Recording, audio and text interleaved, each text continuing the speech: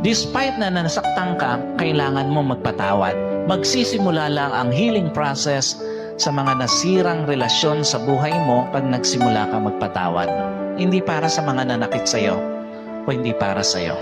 Hindi para doon sa mga tao na hindi ka pinahalagahan, for you to be able to see that God has a better plan.